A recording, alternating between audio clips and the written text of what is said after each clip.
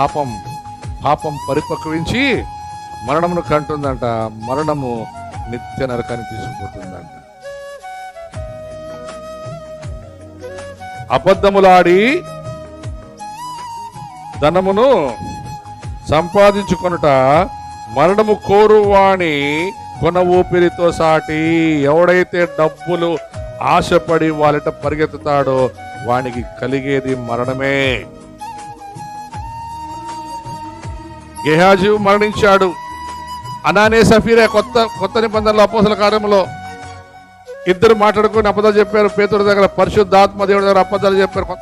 ఇస్కరియోతు యూదా యేసు ప్రభుని అమ్ముకొని ఎంతకి 30 నాణ్యాలకి.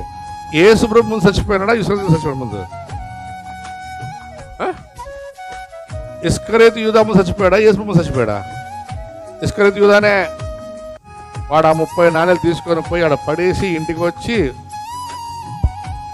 చచ్చిపోయాడు ఊరేసుకొని.